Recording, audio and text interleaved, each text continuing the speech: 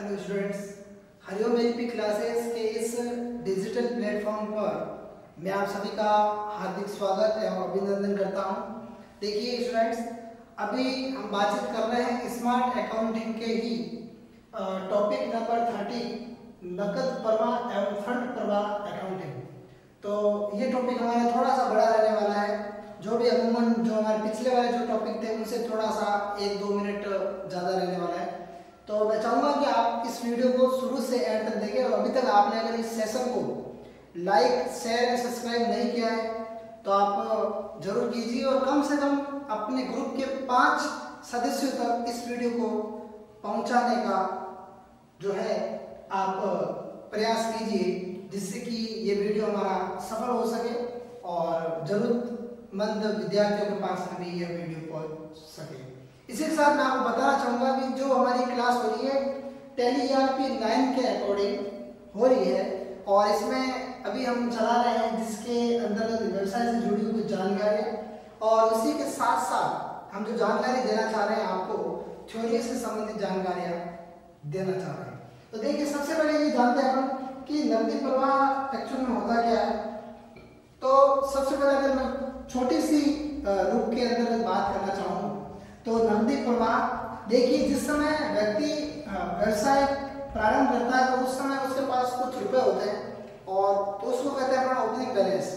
और जिस समय एंड होता है साल के अंत में तो जो क्लोजिंग बैलेंस होता है तो उन दोनों का जो डिफरेंस होता है उसी को अपन क्या कहेंगे, नकदी प्रवाह कहेंगे। मतलब जाने का जो रास्ता और आने का रास्ता और बीच में ठहरने का जो रास्ता है, एक अगर देसी भाषा में कहा जाए तो नकदी प्रवाह के अंतर्गत आएगा। तो आपको सिर्फ 2 बातें ध्यान में रखनी। कौन कौन सी? एक तो जिस समय व्यक्ति व्यवसाय प्रारंभ करता है वह, और दूसरा व्यक्ति जिस समय व्यवसाय प्रारंभ करने के बाद में जिस समय आपके क्लोजिंग बैलेंस होता है तो वो होता है आपके इन दोनों के बीच के अंदर जो भी आपके डिफरेंस होता है वो होता है आपके नकदी प्रवाह। तो देखिए, इसको एक परिभाषा के रूप में लिखते हैं और आप आगे चलते हैं कि अकाउंटिंग में शुरुआती अवधि पर ही अकाउंटिंग में शुरुआती अवधि पर बिल्कुल आप इसका स्क्रीनशॉट ले लीजिए ताकि स्टूडेंट्स को समझ में आराम से आए। शुरुआती अवधि पर मतलब ओपनिंग बैलेंस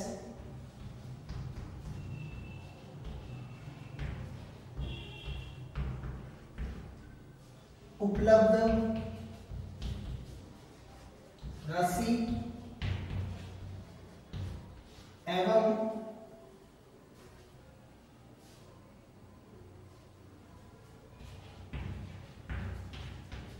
तथा अवधि खत्म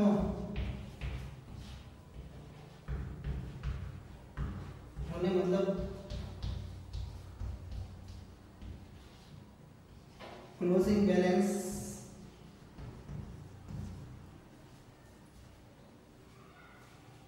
और प्राप्त राशि का अंतर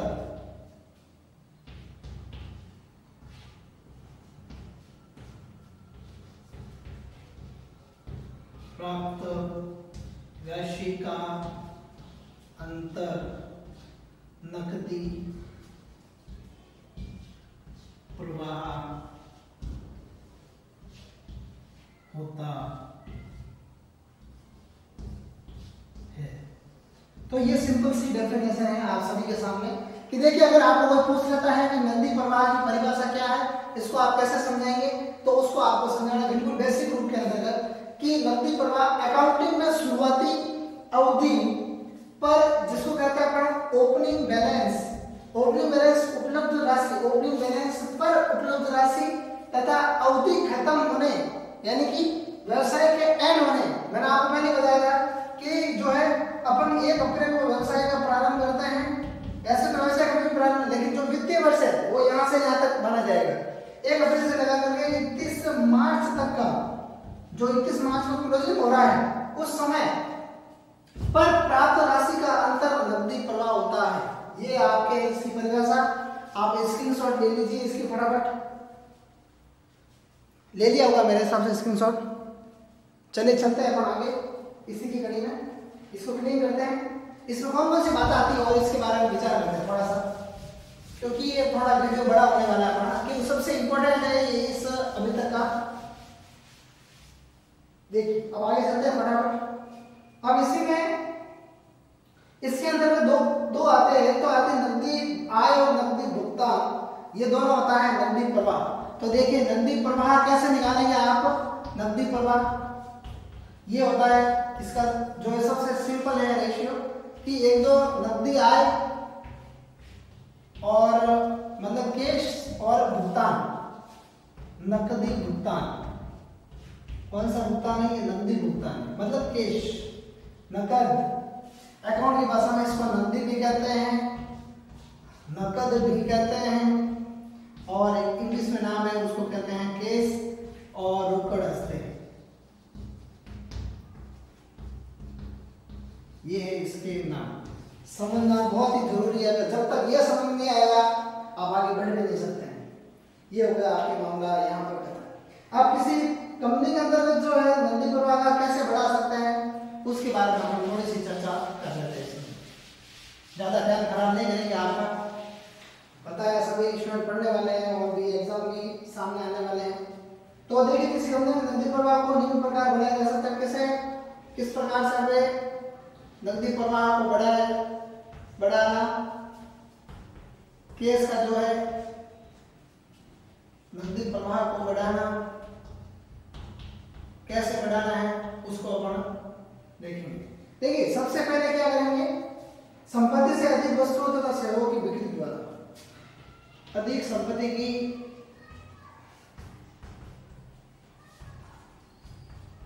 वस्तुओं एवं सेवाओं की बिक्री के द्वारा। दूसरा है आपके इंपोर्टेंट इसमें कि संपत्ति बेचकर, एसेट्स को आप बेचकर, संपत्ति बेचकर। तीसरा है आपके इंपोर्टेंट है लागत कम करके, किसी की कॉस्ट है वो कम कर दीजिए। चौथा है आपके सबसे इंपोर्टेंट वो है आपके लोन लेकर के, ऋण लेकर के, ऋण को कहते हैं लोन, बैंक हमेशा लोन देती है और इस लोन को चुकाना हमारा क्या बन जाता है, दायित्व। अगर आप समय पर लोन को चुकाते हैं तो आपको बैंक वाले भी क्या करते हैं, समय पर वापस लोन देते हैं और इस समय क्या होता है फिर आपके बहुत ही अच्छा आपका ट्रांजैक्शन रहता है। अब बात करते हैं नकदी प्रवाह के लाभ। देखिए स्क्रीनशॉट लेते रहिए, आप बनाते रहिए। नकदी प्रवाह के लाभ के अंतर्गत दो बातें सीखेंगे। पहले लाभ है आपके कि योजना बनाने के अंतर्गत सहायक होता है। किसके अंतर्गत, भावी योजना बनाने में सहायक, भावी योजना बनाने में सहायक होता है ये, ठीक है ना। दूसरा है आपके इसमें कि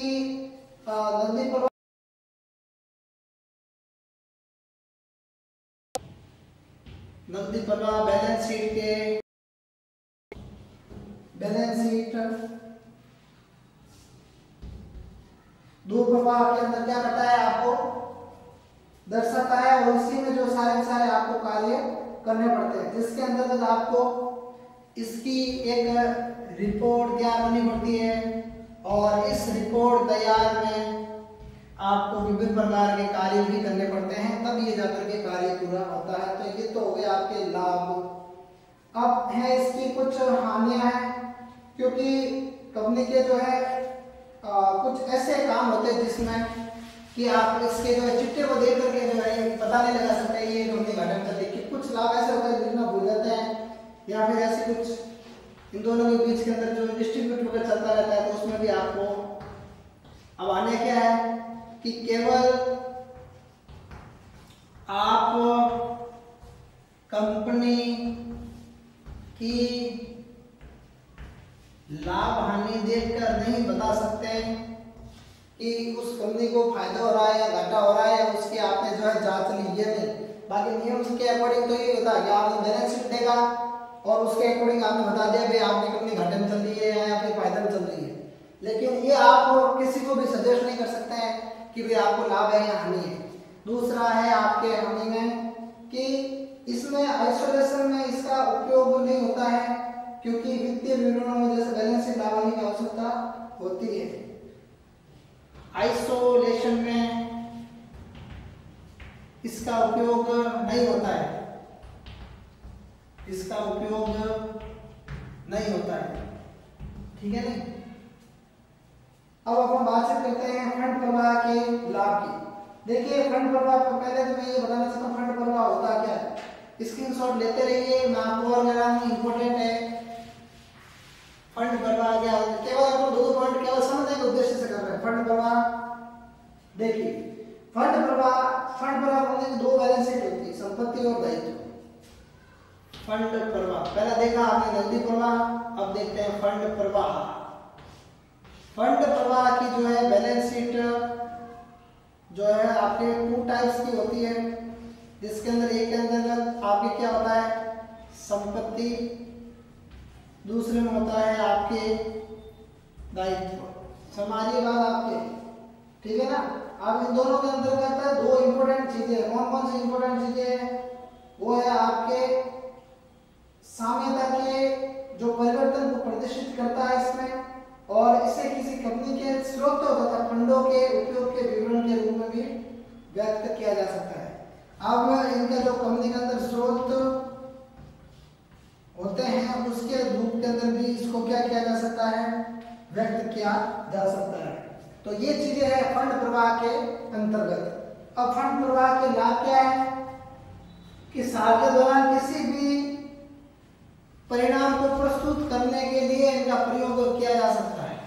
जो बोल रहा हूँ उसके ऊपर आप विशेष रूप से ध्यान रखना। अब इसके जो है लाभ के बारे में अपन थोड़ा सा देख लेते हैं। लाभ, पहला लाभ 2 से 4 लाभ करेंगे। पहला है ये दो बैलेंस शीट के अंतर्गत, बीएस का मतलब बैलेंस शीट में दायित्व और परिवर्तन के कारण को व्यक्त करता है। इसके अंदर जो परिवर्तन के जो कारण होते हैं उसको जो है व्यक्त करता है, और उससे पता चल जाता है कि क्या है और क्या स्थिति नहीं है। और इसमें क्या होता है, कंपनी की बैलेंस शीट विस्तृत जानकारी देता है। ये कंपनी के प्रबंधन के ये भविष्य योजना को पाठ्यक्रम, भविष्य के अंदर जो भी जो प्लानिंग कर रहे हैं, नियोजन कर रहे हैं, योजना बना रहे हैं, प्लानिंग कर रहे हैं, उन सभी के लिए जो है इसका योगदान क्या है, इंपॉर्टेंट है। अगर आप प्लानिंग नहीं करेंगे व्यवसाय के अंतर्गत तो क्या होगा, नुकसान आपको उठाना पड़ेगा। ये तो 100% है, क्योंकि प्लानिंग, बिना प्लानिंग के आपके कार्य क्या होगा, सक्सेस नहीं होगा। और अगर सक्सेस नहीं होगा तो फिर आप भी कुछ नहीं कर सकते। अब चलते हैं नेक्स्ट, इसी में इसके ऊपर, इसकी हानि के ऊपर। तो हानि कौन कौन सी है, उन हानियों के बारे में अपन थोड़ी सी चर्चा करते हैं। पहले हानियों के अंतर्गत अपन लेते हैं कंपनी की जो वित्तीय सामर्थ्य कमजोरी की जांच के लिए बैलेंस शीट लाभ हानि खातों के साथ उपयोग किया जाता है। कंपनी की जो वित्तीय स्थिति के लिए आप तो P&L account, profit and loss account, ठीक है ना, बैलेंस शीट,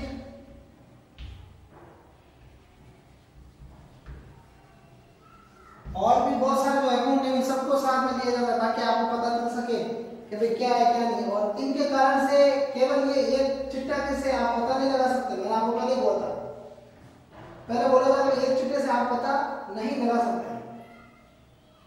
और यह कंपनी की जो है इस स्थिति के बारे में जानकारी नहीं देता है, नकदी के बारे में कि कंपनी के पास हमें कितना पैसा पड़ा है। और इसके साथ साथ ही फंड प्रवाह का जो दर होता है वो तैयार करना पड़ता है।